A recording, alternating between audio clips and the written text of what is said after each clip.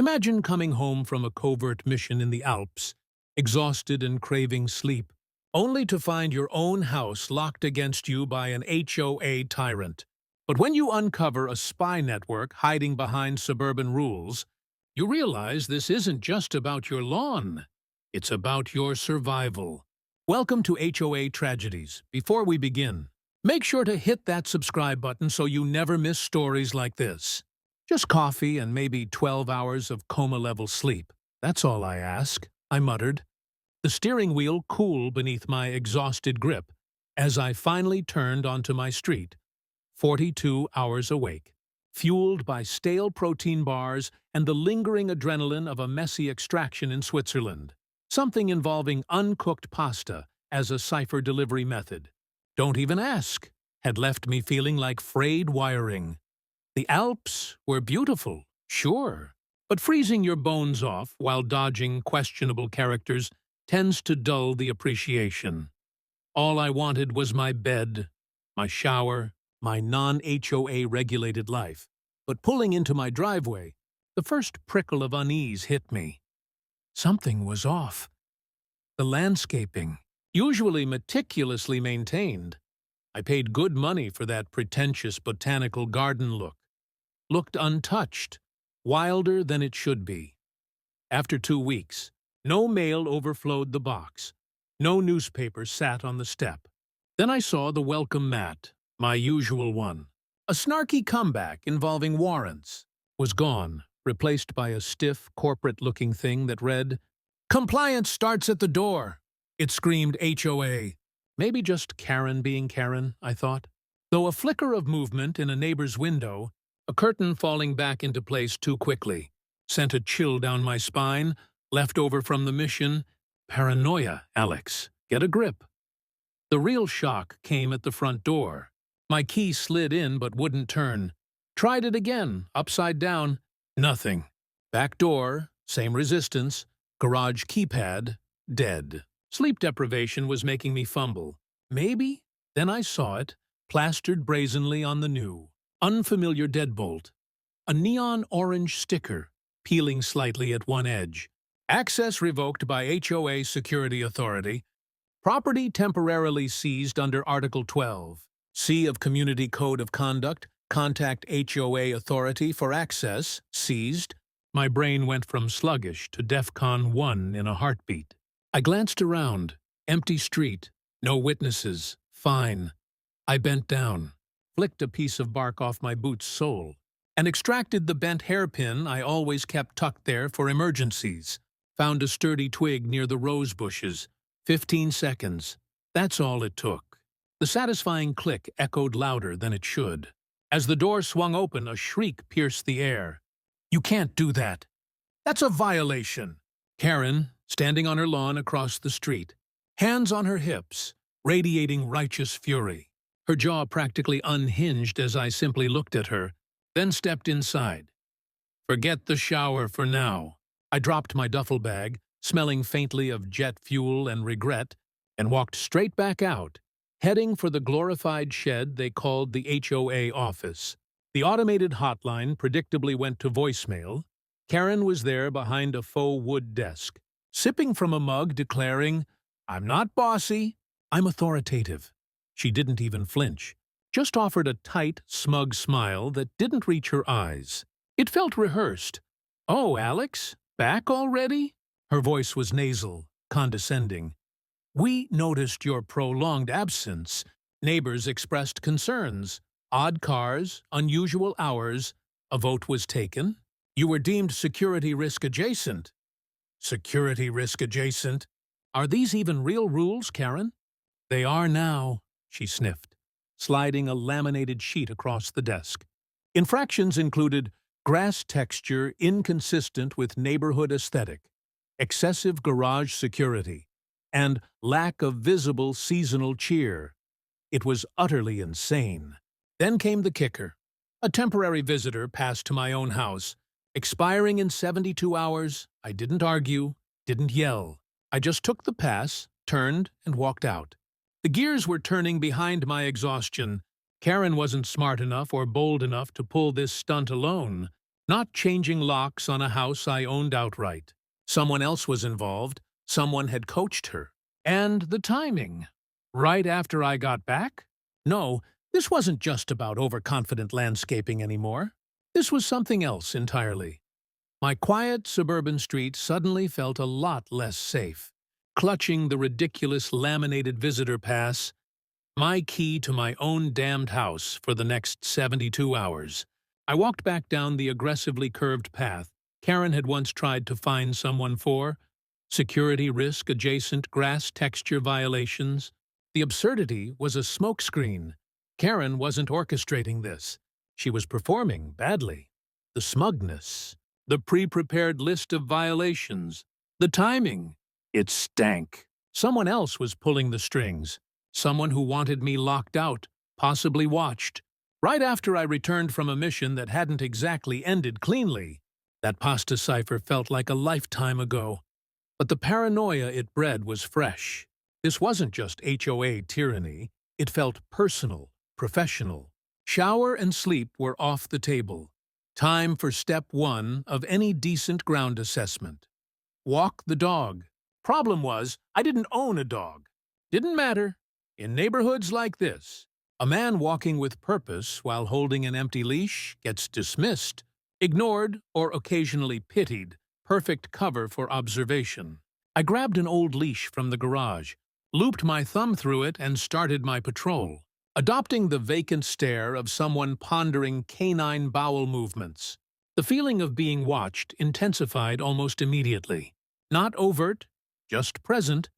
A delivery truck lingered too long at the curb.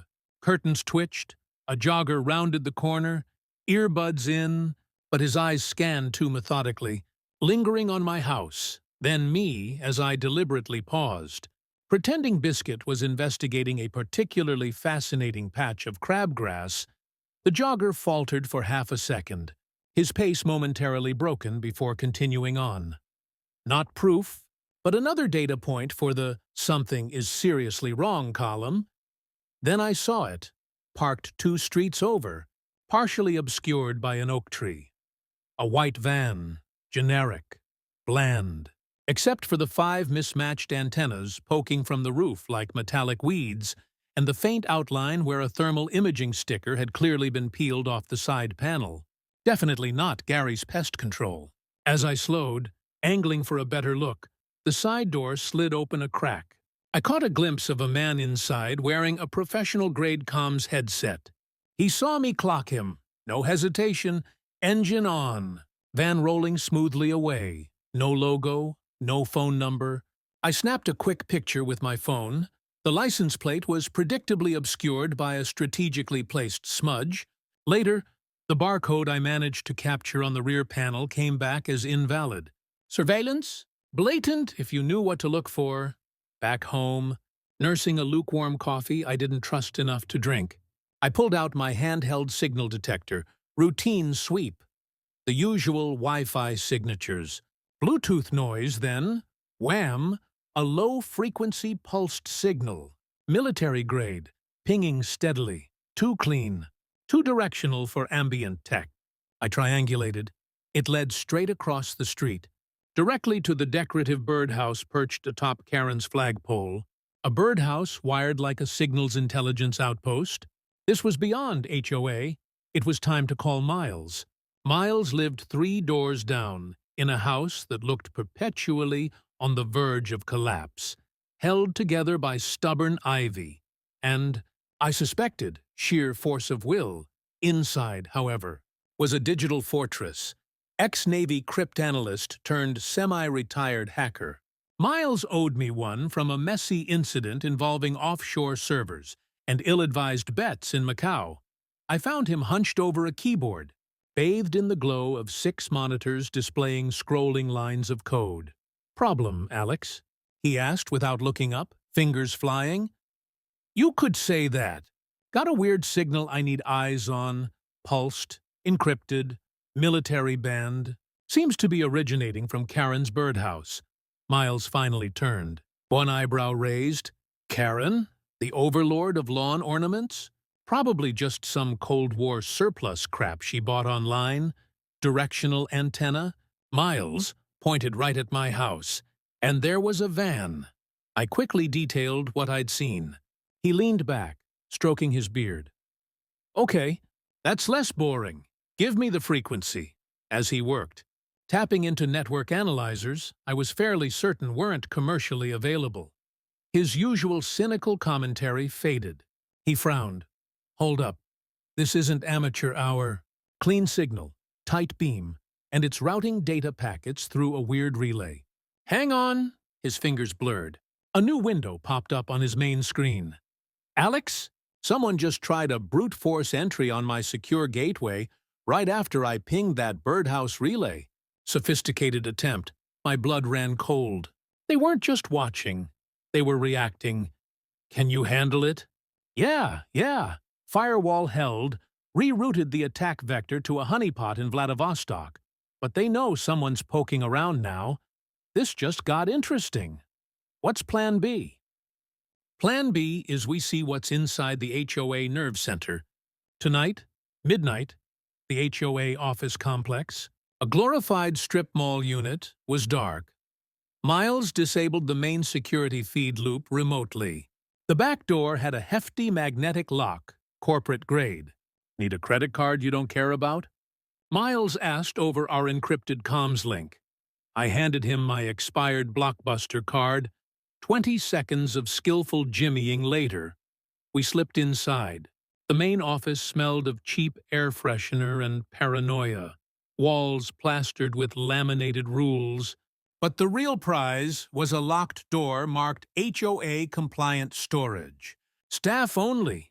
Miles made short work of the keypad using a signal decoder. We stepped inside, and my breath caught. It wasn't storage. It was a mini NSA outpost. Racks of servers hummed quietly. Monitors displayed live feeds from hidden cameras aimed at multiple homes, including mine.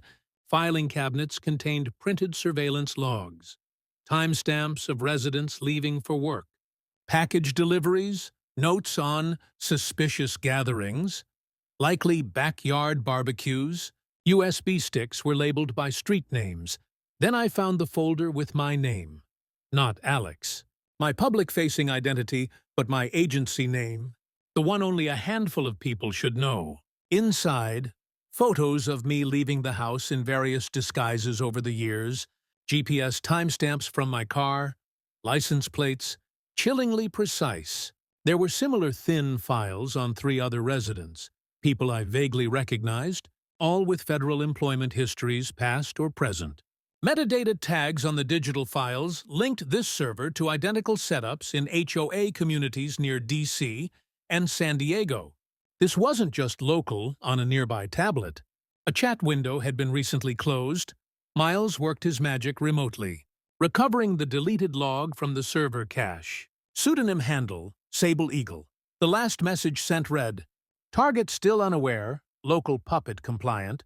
Proceeding as scheduled. Interference will be neutralized if necessary."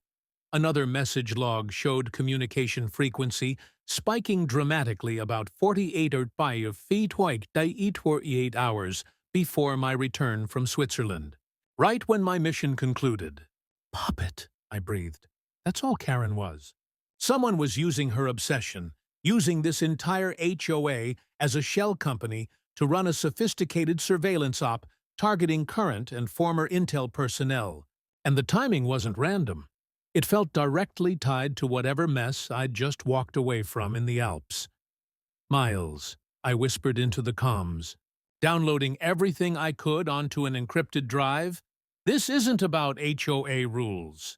They're hunting us, back in the relative and likely temporary safety of my own 4 walls.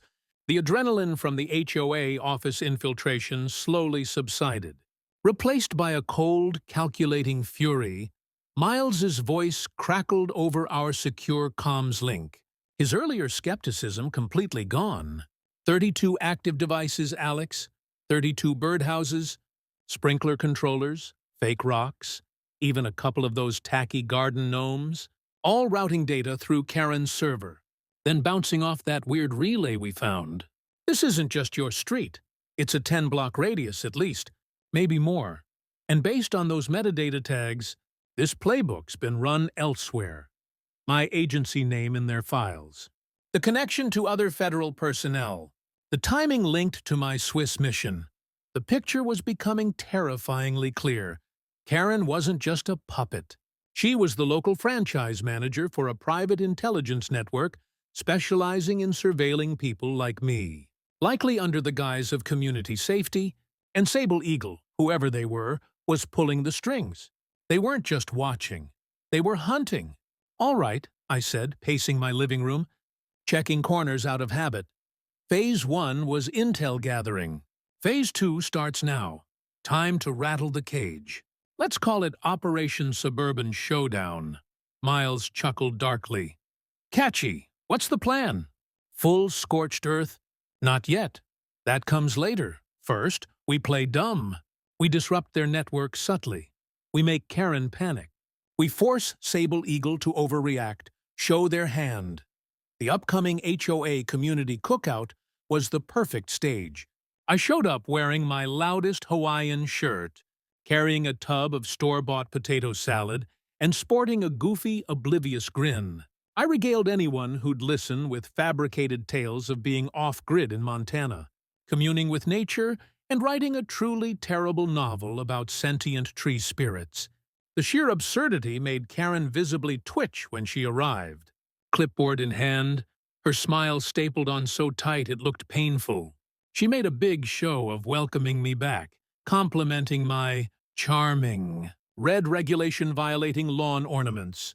Then she handed me a freshly printed letter detailing a new community security initiative. The centerpiece, voluntary in-home compliance checks to ensure household safety standards. Voluntary checks, I feigned impressed admiration. Wow, Karen, that sounds incredibly thorough.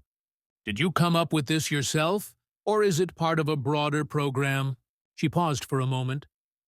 We had assistance from a consulting group, she said, hesitating slightly. Experts in modern oversight methods. Fascinating. What's their name? I'd love to read up on their work. Ah, it's confidential, she deflected quickly. For security reasons, of course. Bingo. She had no idea who she was really working for. That ignorance was my leverage.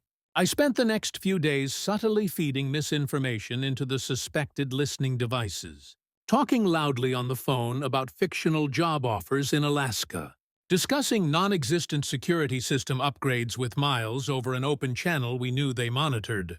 Let them chase ghosts. Then came the disruption. Using a custom signal scrambler Miles had whipped up, I took leisurely strolls past every known surveillance point. The gnomes, the fake rocks, the lampposts, broadcasting a looped image of an empty street or a placidly waving squirrel. Their monitors would show nothing amiss while their actual eyes were blind. Next, I accessed the HOA's prized drone via a known backdoor in its firmware. Instead of its usual patrol route, it spent an afternoon obsessively following Karen's car like an overly enthusiastic, buzzing puppy, hovering just outside her driver's side window. Reports of her frantic swerving and panicked calls flooded the neighborhood Facebook group. The pièce de résistance came during the HOA's weekly yard standards inspection, timing a remote command perfectly. I triggered every smart sprinkler system on the block simultaneously. Just as Karen and her inspection committee rounded the corner, she slipped on a suddenly soaked patch of pavement and landed squarely in Mrs. Henderson's prize-winning collection of ceramic garden gnomes. Someone caught the glorious flailing spectacle on video. It hit TikTok by dinner, captioned, HOA Karen versus the Gnome Rebellion. They retaliated predictably. But escalating, the morning after the sprinkler incident, my car wouldn't start. Dead. Not a battery issue. The ignition had been expertly tampered with. A quick call to Miles. A few frantic minutes of him remotely diagnosing and bypassing the fried circuit via the car's OBD2 port, and I was mobile again. But the message was clear. They were done playing passive. Saturday arrived, the day of my meticulously planned, fully HOA-compliant backyard barbecue, permits filed, decibel levels pre-approved, decorations rigorously adhering to Rule 7. Subsection B, pastel colors only, as neighbors gathered, cautiously enjoying ribs and lemonade in the suddenly liberated atmosphere. I made a show of thanking Karen, who had arrived late, looking pale and furious, for her unwavering dedication to community safety. And in honor of that dedication, I announced, pulling down a projector screen I'd set up earlier, "Let's review our neighborhood's impressive surveillance upgrades." Panic flashed across Karen's face. The footage I played was carefully sanitized. Clips of the hidden devices Miles and I had mapped, anonymized timestamps from innocent homes showing unusual data uploads, a graph illustrating data exports to servers registered overseas. I never mentioned spies or Sable Eagle. I just presented the facts and let the murmuring crowd connect the dots. Halfway through, Karen snapped. She made a desperate dash toward my house's main breaker box on the sidewall. I smirked inwardly. She flipped the main switch with a loud clang. Nothing happened. The projector, lights, and music kept going. Powered by the backup generator I'd secretly wired in, someone in the crowd snickered. Someone else loudly offered Karen a hot dog. She shrieked something incoherent about traitors and stormed off, nearly tripping over a pink flamingo. Within the hour, footage of the entire event, including the failed power cut, hit Reddit. HOA Karen tries to cancel BBQ, gets burned instead later that night. The real confirmation came reviewing my own secure router logs. I found traces of an active, extremely sophisticated connection attempt trying to breach my VPN tunnel. Not local. This one had bounced off a satellite uplink. They knew I knew Sable Eagle, or whoever Bishop was working for, had stepped out of the shadows. Miles and I analyzed everything.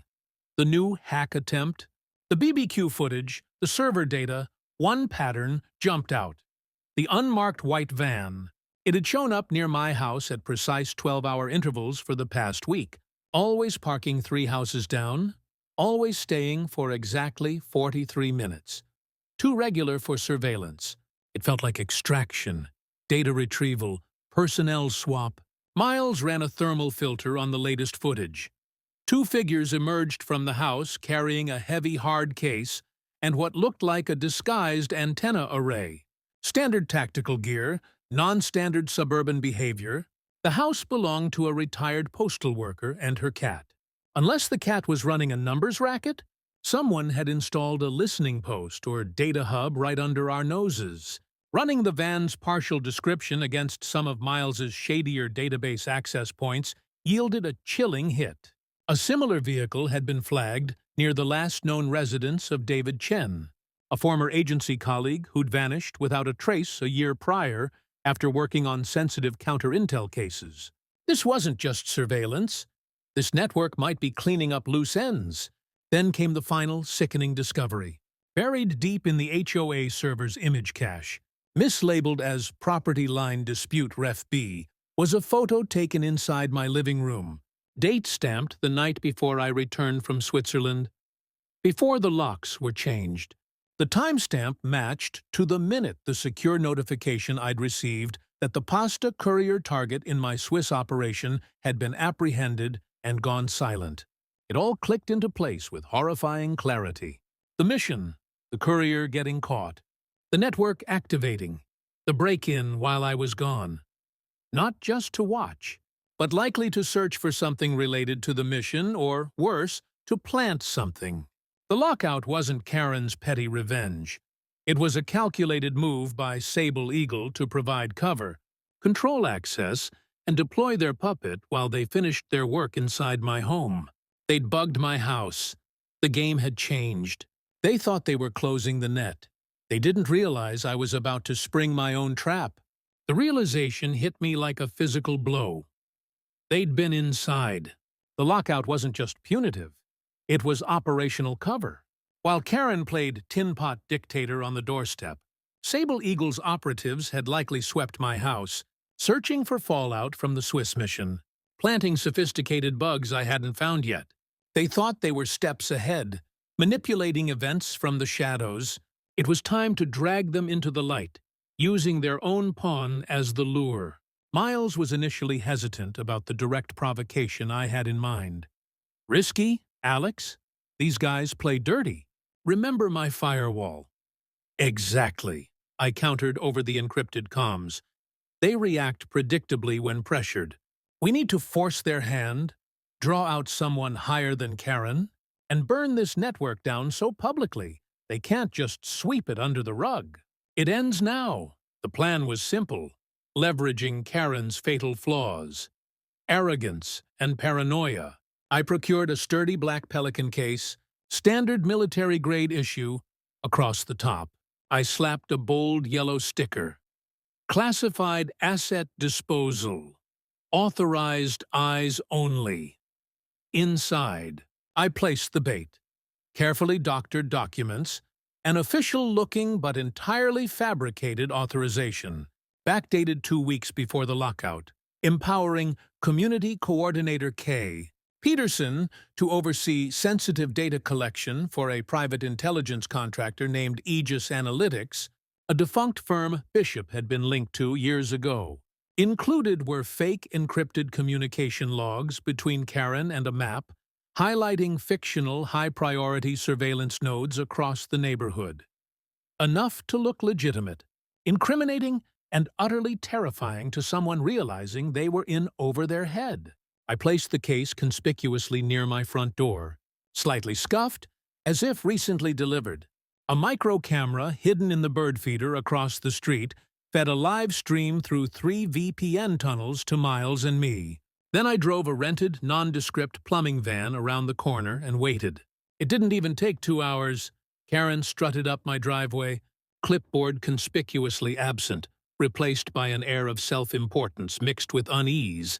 She glanced around with the subtlety of a Bond villain, bent over the case, tapped it, then, pulling on a pair of pristine white gloves she produced from her handbag, began working the latches. The moment the second latch clicked open, a silent alert pinged on my phone. Bait taken. I watched her eyes scan the documents, her face paling visibly. She stuffed the entire packet into her oversized purse and marched purposefully back toward the HOA office. Phase 2, I immediately activated the internal camera feed from the server room we'd accessed before. 5 minutes later, Karen was on screen, frantically rifling through files, then dialing a number, her voice escalating into a panicked screech I could almost hear through the silent feed. Then he walked in. Dark suit, expensive shoes, cold eyes. Bishop. Exactly as the grainy file photos depicted him from his CIA days before he burned out selling intel. He looked utterly calm as Karen thrust the fake documents at him. He didn't even glance at them, just took the packet, fed it into a heavy-duty shredder beside the dead servers, and looked her dead in the eye. I zoomed in, reading his lips clearly. If you talk, you vanish. Karen crumpled, the last vestiges of her authority evaporating into pure fear. She wasn't just a puppet, she was disposable. As Bishop exited the HOA office and headed toward a sleek, anonymous sedan parked nearby, I put the plumbing van into gear, cutting him off in the parking lot, forcing him to slam on his brakes, tires squealing faintly. Our eyes met through his windshield for maybe 2 seconds. No words, just pure, cold recognition. He saw a professional. I saw a traitor who'd underestimated his target. A flicker of surprise, maybe annoyance, crossed his face before he wrenched the wheel and sped away. That night, the real fireworks began. Miles and I compiled the evidence, the server data, the surveillance maps, screenshots of the Sable Eagle messages, photos of the hidden devices, and the pièce de résistance, the crystal-clear video of Bishop threatening Karen in the HOA office. We packaged it into 3 encrypted bundles. Miles, working his magic through layers of obfuscation, simultaneously transmitted them to our contacts. The investigative reporter with the local news, the independent journalist known for exposing corruption, and my federal contact who owed me from the Belarus incident, Then Miles initiated a thorough digital cleanup, erasing our tracks. Sent and scrubbed, he confirmed, sounding tired but satisfied. Let's see who bites first. The next morning, while the digital storm gathered, I held my previously announced community seminar at the clubhouse. Basic lockpicking, how to protect what's yours. 15 curious, confused, and slightly nervous residents showed up, along with two men in ill-fitting golf shirts who were definitely watchers. I didn't care. I taught them about pin tumblers and wafer locks, slipping in metaphors about not letting strangers change your access, about the difference between rules and control, about how the real threat often carries a clipboard and wears sensible shoes. Halfway through, Karen walked in. Looking like a ghost, she sat in the back, silent, staring at her hands as I finished. Thanking everyone, I made eye contact with her. Always question authority, I concluded, even when it seems perfectly reasonable. She flinched but didn't look up. The fallout was swift. By evening, the first news story broke. Citing leaked documents and video, headlines screamed, "Suburban spy ring HOA used for covert surveillance. Former CIA agent linked to neighborhood watch scheme." Neighbors started ripping down birdhouses and garden gnomes. An emergency petition to dissolve the HOA board gained hundreds of signatures overnight. Karen's house went dark. 2 days later, a moving truck cleared it out before dawn. She was gone. Bishop was publicly named. Subsequent reports listed him as sought for federal questioning before news outlets quietly stated he had disappeared. The HOA's lawyers issued a flustered denial before resigning as lawsuits fueled by the leaked evidence of illegal fines and surveillance began piling up. Miles confirmed his systems were secure, though the DDoS attack had forced him to migrate critical hardware. "Worth it," he grunted over the comms. "Seeing that network map hit the news? Priceless. The network was broken. Exposed, Karen was gone. Bishop was in the wind, or worse. Checkmate, or so I hoped." In the weeks following the implosion of Karen's suburban spy ring, an uneasy quiet settled over the neighborhood. The kind of quiet that follows a fever breaking. The disgraced HOA board officially disbanded in a poorly attended emergency meeting held in a borrowed church basement. People started talking again, fixing mailboxes without fear of citation, even planting outrageously colored lawn flamingos with defiant pride. Someone started selling T-shirts online that read, "Unlock Your Rights," featuring a crossed twig and hairpin. I bought 3. The infamous birdhouse cameras vanished overnight. The neighborhood breathed again, scarred but liberated. My own peace was harder won. There were calls. Of course, polite but pointed inquiries from men in quiet suits using secure lines. How had I uncovered so much so quickly? I stuck to the sanitized version. I was provoked on my own doorstep, and I returned the favor. Most accepted it. Professionals respect defending home turf. But the pointed questions about how a local HOA network obtained my agency designation lingered uncomfortably. It wasn't public knowledge. The implication hung heavy in the air. The rot might not have been confined to just Bishop and his private network. There could be a leak somewhere closer to home. Another threat to watch for one rainy afternoon, tucked inside my newly delivered and thoroughly screened mail, was an anomaly. A thick, cream-colored envelope, handwritten address, sealed with old-fashioned wax, no return address, inside. A single sheet of heavy paper bore a simple typed message.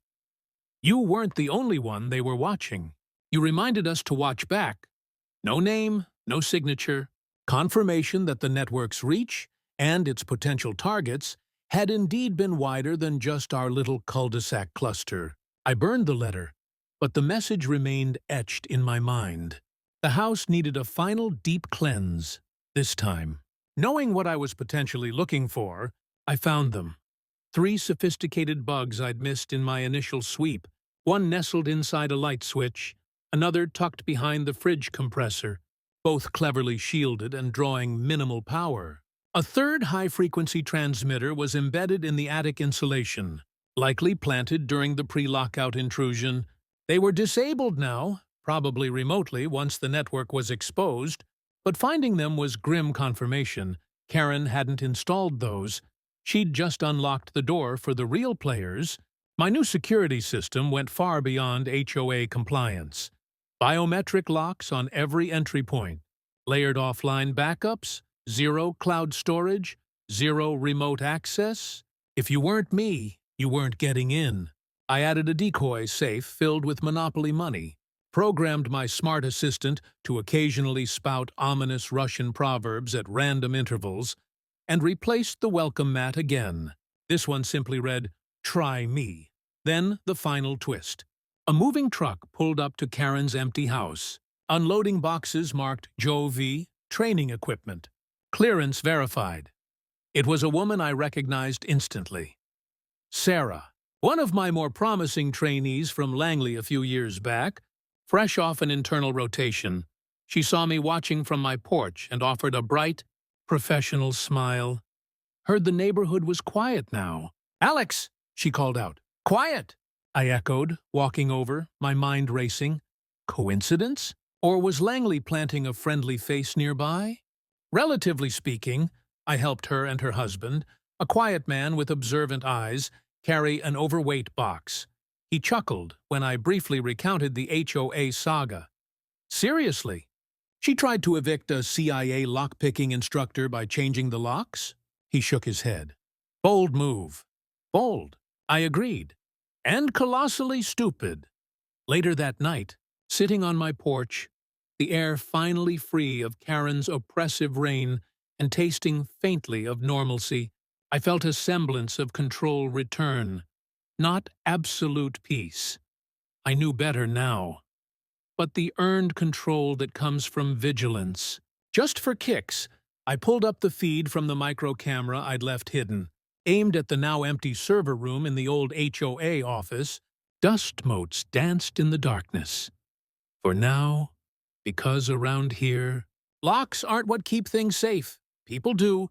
Subscribe to HOA Tragedies for more stories of everyday people standing up to bullies. And remember, sometimes the best revenge is just living well and parking. However you damn well please. Another day, another ridiculous situation. HOA Tragedies delivers again. Don't forget to like and follow us for more juicy chaos.